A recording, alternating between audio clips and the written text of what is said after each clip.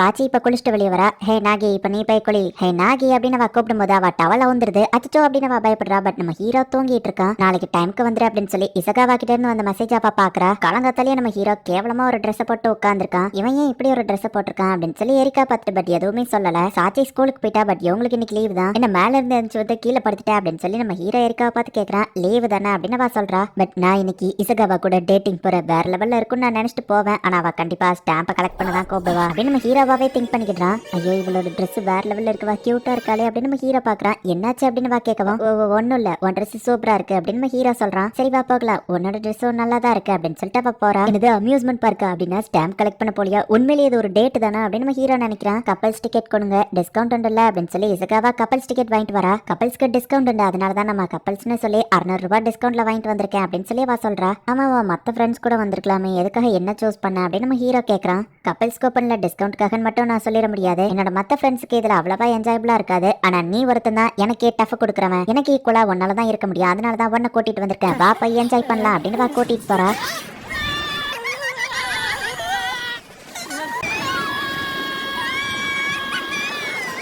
அடுத்து எங்க போலாம் அப்படின்னு பார்த்தா நம்ம ஹீரோ நொந்து நூடுல்ஸ் ஆகி இருக்கான். உனக்கு பிடிக்காம நான் அந்த ரைட்ஸ் எல்லாத்தையும் உன்னை ஃபோர்ஸ் பண்றேனா அப்படின்னு சொல்லி அவ கேட்கவும், எனக்கு பிடிக்கல நான் போய் சொல்ல மாட்டேன், பட் நான் மேனேஜ் பண்ணிக்கிடுவேன், நான் ஓகே தான் அப்படின்னு நம்ம ஹீரோ சொல்றான். ட்ரிப் அப்போ ஸ்டாம்ப் கலெக்ட் பண்ணணும்னு நான் தனியா விட்டுட்டு போயிட்டேன், சாரி அப்படின்னு சொல்லவும், எதுக்கு சாரி கேட்கற, நீ ஓ விருப்பப்படியே இரு, அதுதான் உனக்கு அழகா இருக்கும் அப்படின்னு நம்ம ஹீரோ சொல்றான். இசுக்காவா லைட்டா வைக்கப்பட்டு சரி நெக்ஸ்ட் அதுக்கு போலாம் அப்படின்னு சொல்லி கூட்டிட்டு போறா. ரெண்டு பேரும் வேற வேற டோர் வழியா போறாங்க. இதெல்லாம் எப்படி அவனுங்க கிரியேட் பண்ணிருக்கானுங்க, என்ன இவ்வளவு கதை இருக்கு அப்படின்னு நம்ம ஹீரோ ஒன்னு தொட்டா ஒன்னு இல்யூஷனா இருக்கு. ஆண்டவா இசுக்காவா இருக்கிற டோர் பக்கம் நான் போகணும் அப்படின்னு சொல்லி நம்ம ஹீரோ போனா இப்ப மிரர் வேர்ல்டுக்குள்ள வந்துட்டான். இதெல்லாம் இவங்க எப்படிதான் கிரியேட் பண்றாங்களோ எனக்கு புரியவே இல்லை அப்படின்னு சொல்லி நம்ம ஹீரோ இப்ப போய்கிட்டு இருக்கான். ஓ நாகி நீ எங்க வந்துட்டியா அப்படின்னு சொல்லி இசகாவா வரா. நம்ம ஹீரோ திரும்ப போது கால் தடிக்கி அவளை போய் கிஸ் பண்ணிருந்தான். அச்சோ சாரி நான் தெரியாம பண்ணிட்டேன், உன்னை வெயிட் பண்ணி 10 தடவை ஃபர்ஸ்ட் ரேங்க் வாங்கினதுக்கு அப்புறம் தான் இது எல்லாத்தையும் பண்ணணும்னு வச்சிருந்தா இப்படி ஆயிடுச்சு அப்படின்னு சொல்லி நம்ம ஹீரோ அளவும், ஹே நாகி நான் பின்னாடி தான் நிக்கிறேன், அது இல்லியூஷன் தான் அப்படின்னு சொல்லி அவ சொல்றா. ஆனா நீ வெக்கப்படும் போது ரொம்ப கியூட்டா இருக்குன்னு சொல்லவும் நம்ம ஹீரோக்கு இன்னும் வெக்கமா இருக்கு. டை டை டை அப்படின்னு சொல்லி சாச்சி வந்து நம்ம ஹீரோக்கு மெசேஜ் அனுப்புறா. எரிக்கா பர்ச்சேஸ் முடிச்சுட்டு வீட்டுக்கு வரா. ஆமா நாகி எங்க போனான்னு தெரியுமா நவா கேட்கவும், தெரியல அவன் இசகாவா கூட எங்க வெளியே போயிருக்கான் அப்படின்னு சொல்லி அவ சொல்லவும், நீ இருக்கும்போது இன்னொரு பொண்ணு கூட டேட்டிங் போயிருக்கானா, அதுக்கு எப்படி நீ ஒத்துக்கிட்ட, உங்களுக்கு என்கேஜ்மெண்ட் ஆயிருக்கு அப்படின்னு சொல்லி சாச்சி சொல்றா. ஆனா நாங்க மேரேஜ் பண்ணிக்கிட்டதாவே ஐடியால இல்லையே, சோ எனக்கு ஓகே தான் அப்படின்னு சொல்லி அவ சொல்றா. ஆனாலும் அவன் இப்படி பண்றது தப்பு, எனக்கு கடுப்பா வருது, அவனை போட்டு அடி அடின்னு அடிக்கணும் போல தோணுது, அவன் எப்படி வேற பொண்ணு கூட டேட்டிங் போவான் அப்படின்னு சொல்லி சாச்சி செம டென்ஷன் ஆகுறா. திரும்பவும் இதை பண்ணலாம் இசகாவா சொல்றா. திரும்பவும் பண்ணலாம் அப்படின்னு இசகாவா சொல்றா. இப்படியே அவங்க திரும்ப திரும்ப போயிட்டு இருக்காங்க.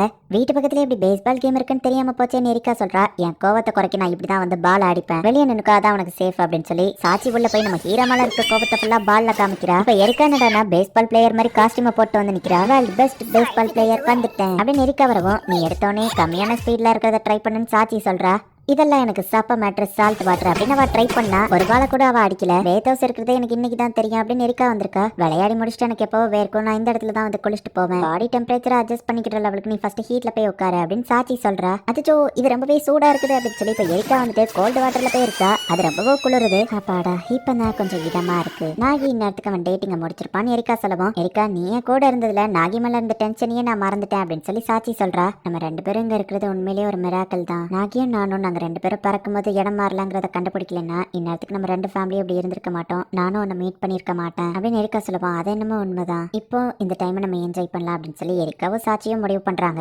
நம்ம ஹீரோ வந்து நூடுல்ஸ் ஆகி வெளியே வரா. ஸ்கூல்ல வச்சு பார்க்கலாம் அப்படின்னு சொல்லி இப்ப அவ கிளம்புறா. என்ன பார்த்தா அவ கியூட்னு சொல்லிட்டா. நான் என்ன பொண்ணு மாதிரியா இருக்கேன், நான் ஒரு பையன், இந்த டேட்டிங் ரொம்பவே மோசமா இருந்துச்சு அப்படின்னு நம்ம ஹீரோ போனை பார்த்தா சாவு சாவன் சாட்சி அனுப்பி வச்சிருக்கா. இப்போ நம்ம ஹீரோ வீட்டுக்கு போறான். என்ன டேட்டிங் எல்லாம் எப்படி போச்சு அப்படின்னு சொல்லி சாட்சி நம்ம ஹீரோக்கு சாப்பாடு வைக்கிறா. இதுல பாய்சன் எதுவும் கலந்துருக்கியா, இதை பார்க்கும்போதே நீ செம கோவத்துல பண்ண மாதிரி தெரியுது அப்படின்னு நம்ம ஹீரோ சொல்றான். ஒழுங்கா மூடிட்டு தின்னுடா அப்படின்னு சொல்றான். நம்ம ஹீரோவும் சாப்பிடுறான். ஆனா அது நல்லா தான் இருக்கு, மூஞ்ச பார்த்தாலே தெரியுது டேட்டிங் மோசமா தானே போச்சு அப்படின்னு சாட்சி அவனை கிண்டல் பண்ணிட்டு இருக்கா. ஆமா நெக்ஸ்ட் டைம் நம்ம பப்ளிக் பேத்திங்க்கு போலாம் அப்படின்னு சொல்லி எரிக்கா அவங்க அம்மாக்கு மெசேஜ் அனுப்பியிருக்கா. இப்போ நைட் இவங்க எல்லாரும் தூங்கிட்டு இருக்கும்போது யாரோ வந்து ஹாலிங் பெல் அழுத்துறாங்க. நைட் 3 மணிக்கு யார் வந்து கதவை தட்டது அப்படின்னு எல்லாரும் பயந்துட்டு இருக்காங்க. இப்போ நம்ம ஹீரோவை போய் அவங்க கதவை திறக்க சொல்றாங்க. நம்ம ஹீரோவும் பயந்துட்டே போய் கதவை திறந்தா எல்லாரும் கிளம்புங்க ஃபிஷிங்க்கு போலாம் அப்படின்னு சொல்லி நம்ம ஹீரோவோட அப்பா வந்திருக்கான். என் பசங்க கூட டைம் ஸ்பெண்ட் பண்ண இதுதான் சரியான சான்ஸ் அப்படின்னு அவங்க அப்பா சொல்றான். எரிக்கா நீ ஏன் ஃபிஷர்மேன் ட்ரெஸ் போட்டிருக்க அப்படின்னு சாச்சி கேக்குறா. ஆமா நாகி எங்க போனா அப்படின்னு சொல்லி எரிக்கா தேடுனா நம்ம ஹீரோ கீழே படுத்து கிடக்கான். என்ன நாகி அதுக்குள்ள உனக்கு சீ சிக்னஸான்னு கேட்டா நம்ம ஹீரோ வாமிட் எடுத்துட்டு இருக்கான். என்ன கண்டுக்கிடாதீங்க நீங்க ஃபிஷிங் பண்ணுங்க அப்படின்னு நம்ம ஹீரோ சொல்றான். எப்பவும் அப்பா கூட ஃபிஷிங் வருவல்ல, இந்த தடவை என்னாச்சுன்னு சாச்சி கேக்குறா. நான் எப்பவுமே இப்படிதான் அவஸ்தப்படுவேன், எனக்கு மட்டும் தானே தெரியும் அப்படின்னு நம்ம ஹீரோ சொல்றான். நான் ஜஸ்ட் உங்க கூட டைம் ஸ்பெண்ட் பண்ணணும்னு தான் நினைச்சு கூட்டிட்டு வந்தேன் அப்படின்னு அவங்க அப்பா சொல்றான். நம்ம ஹீரோ திரும்பவும் வாமிட் எடுக்கிறான். எரிக்கா ஒரு பெரிய மீனை பிடிச்சிருதா, உங்க அம்மாவும் ஃபர்ஸ்ட் டைம் இப்படிதான் ஃபிஷ் பிடிச்சா அப்படின்னு சொல்லி அவங்க அப்பா அதை ஒரு போட்டோ எடுக்கிறாரு. நாகி நம்ம ஒரு போட்டி நடத்தலாம், யார் பெரிய மீனா பிடிக்கிறீங்களா உங்களுக்கு 1000 ரூபாய் அப்படின்னு அவங்க அப்பா சொல்லவும், ஆமா எரிக்கா உன்கிட்ட இல்லாத துட்டா நீ ஏன் எக்ஸைட்மெண்ட் ஆகுற அப்படின்னு நம்ம ஹீரோ கேட்கறான். ஆனா என்கிட்ட 1000 ரூபாய் தாளா இல்லையா அப்படின்னு அவ சொல்றா. நான் நிறைய ஷாப்பிங் பண்ணுவேன், எனக்கு அது தேவை அப்படின்னு சாச்சி சொல்றா. நான் வரல, நீங்களே இதுல கலந்துக்கோங்க நம்ம ஹீரோ சொல்லவும், போட்டினா பின்வாங்க கூடாது அப்படின்னு அவங்க அப்பா சொல்றாரு. நான் வீட்டுல இருந்தா அட்லீஸ்ட் படிக்க வச்சு செஞ்சிருப்பேன் அப்படின்னு நம்ம ஹீரோ நினைக்கிறான். திரும்பவும் நம்ம ஹீரோ வாமிட் தான் எடுத்துட்டு இருக்கான். அப்பதான் நம்ம ஹீரோ யோசிச்சு பாக்குறான், சின்ன வயசுல இருந்தே அவங்க அப்பா மீன் பிடிக்க கூட்டிட்டு வரும்போது இப்படிதான் போட்ல ஒரு ஓரமா உட்காந்துருப்பான். நெக்ஸ்ட் டைம் நான் கண்டிப்பா மீன் பிடிக்க வரமாட்டேன் அப்படின்னு நம்ம ஹீரோ சொல்லவும், நீ ஒரு மீனையாச்சும் பிடிக்கிற வரைக்கும் நான் உன்னை விட மாட்டேன் அப்படின்னு சொல்லி எப்பவுமே அவங்க அப்பா கூட்டிட்டு வந்துட்டே தான் இருக்காரு. அட்லீஸ்ட் இந்த தடவையாச்சும் நான் ஒரு மீனை பிடிச்சி இவரோட இந்த டார்ச்சருக்கு ஒரு முடிவை கட்டுறேன் அப்படின்னு சொல்லி நம்ம ஹீரோ மீன் பிடிக்க நிற்கிறான். நாகி சோல் அவைக்னிங் பண்ணிட்டா அப்படின்னு சொல்லி எரிக்கா காமெடி பண்ணிட்டு இருக்கா. நம்ம ஹீரோ ஒரு மீனை பிடிக்கிறான், பார்த்தா இருக்கிறதுலேயே ரொம்ப குட்டியா அதுதான் இருக்கு, இது வேஸ்ட் அப்படின்னு சொல்லி அவங்க அப்பா அதை கடல்லையே போட்டுருந்தாரு. காம்படிஷன்ல வின் பண்ணுது நான் தான், என்ன நான் தான் பெரிய மீனை பிடிச்சிருக்கேன் அப்படின்னு அவங்க அப்பா சொல்லவும், நீங்களும் காம்படிஷன்ல கலந்துக்கிட்டேன்னு சொல்லவே இல்லை, இது மோசம் அப்படின்னு சொல்லி அவங்க சொல்றாங்க.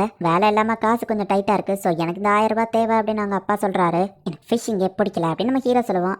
அப்படி சொல்லாத, டிஃப்ரெண்டா ஒன்று ட்ரை பண்ணும்போது அது ஃபன்னா தானே இருக்கு அப்படின்னு அவங்க அப்பா சொன்னதை யோசிச்சு பாக்குறான். சாச்சி தூக்கத்துல புலம்பிட்டு வந்துட்டு இருக்கா. நீ புது வீட்டுக்கு போனதுக்கு அப்புறமா ரொம்பவே மாறிட்டேன் ஆகி, ஒன்னு நினைச்சா பெருமையா இருக்கு அப்படின்னு அவங்க அப்பா சொல்லவும், அந்த வீட்டுக்கு நான் போய் 1 மாசம் தான் ஆகுது, ஆனா எனக்கு அது பிடிச்சிருக்கு அப்படின்னு நம்ம ஹீரோ சொல்லவும், இதுதான் நான் எதிர்பார்த்தேன், நீ ஹாப்பியா இருக்கல்ல அது போதும் அப்படின்னு அவங்க அப்பா சொல்றாரு. எனக்கு ஃபிஷிங் பிடிக்கல அப்படின்னு நம்ம ஹீரோ அழுதுருப்பான். ஒரு விஷயம் யோசிச்சு பாத்தியா, நீ ஃபிஷிங் பண்ண வந்தப்ப உன் கஷ்டம் எல்லாத்தையும் மறந்துட்ட அப்படின்னு சொல்லி அவங்க அப்பா சொல்லியிருப்பாங்க. அதை நம்ம ஹீரோ யோசிச்சு பார்த்துட்டு இது திரும்பவும் பண்ணலாம் அப்படின்னு நம்ம ஹீரோவே சொல்றான். அவங்க அப்பாவும் சரி ஓகே அப்படின்னு சொல்றாரு. இப்ப இவங்க எல்லாருமே கரைக்கு வராங்க. உங்களையும் சேர்த்து அவர் கூட்டிட்டு போயிட்டாரா அப்படின்னு சொல்லி எரிக்காவோட அம்மா திட்டிட்டு இருக்காங்க. எங்களுக்கு ஃபன்னா தான் இருந்துச்சு, என்ன ஒண்ணு நைட்டு 3 மணிக்கு வந்து கதவை தட்டினாரா, அதான் பயந்துட்டோம் அப்படின்னு சொல்றா. ஒருவேளை நான் பிறக்கும் போது இடம் மாறாம இந்த ஃபேமிலியில வளர்ந்துருந்தா எப்படி இருக்கும் அப்படின்னு எரிக்கா யோசிக்கிறா. இந்த இடத்துல இந்த எபிசோட் முடியுது.